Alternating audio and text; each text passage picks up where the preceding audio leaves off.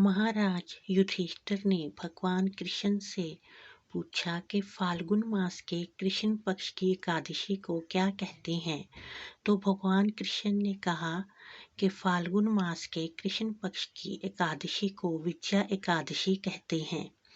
भगवान कृष्ण ने बताया कि इस व्रत की कथा सबसे पहले नारद जी ने अपने पिता ब्रह्मा जी से सुनी थी।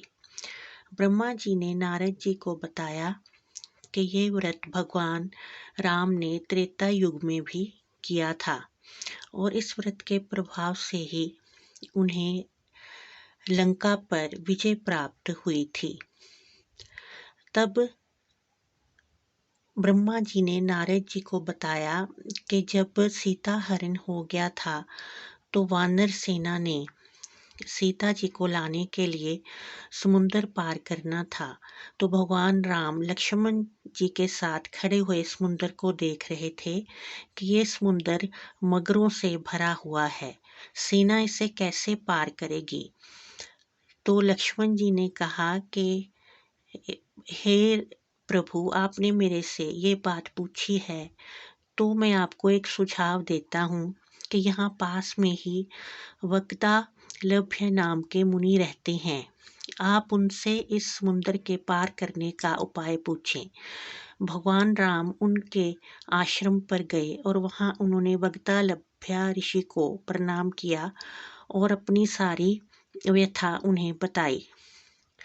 वैसे तो भगवान राम चाहते तो समुंदर पार करके सीता जी को ला सकते थे, परंतु उनका ये सोचना था कि मैंने मानव के रूप में ही अवतार लिया है तो मैं उसी तरह ही हर काम करूंगा जिस तरह के एक मानव करता है। तो वक्तालभ्य ऋषि ने उन्हें कहा कि आप विजया एकादशी का व्रत रखें। अगर आप इस एकादशी का व्रत रखेंगे तो आपको अवश्य ही विजय प्राप्त होगी और आपकी सेना समुंदर पार करेगी, परंतु ये व्रत आपको सभी सेनापतियों के साथ ही रखना पड़ेगा। तो भगवान राम ने विजया एकादशी का व्रत अपने सभी सेनापतियों के साथ रखा और उन्हें लंका पर विजय प्राप्त हुई। जो मनुष्य भी विजया एकादशी का व्रत करता है उसे जिस क्षेत्र में भी वो चाहता है विजय अवश्य ही मिलती है। तो ये व्रत भगवान कृष्ण ने युधिष्ठिर को बताया और पांडवों ने कौरवों पर विजय प्राप्त की। इस व्रत में भगवान विष्णु की पूजा की जाती है। इस व्रत का महात्म सुनने से भी वाजपेयी यज्ञ का लाभ प्राप्त होता है। बोलो श्री कृष्ण जी महाराज की जय।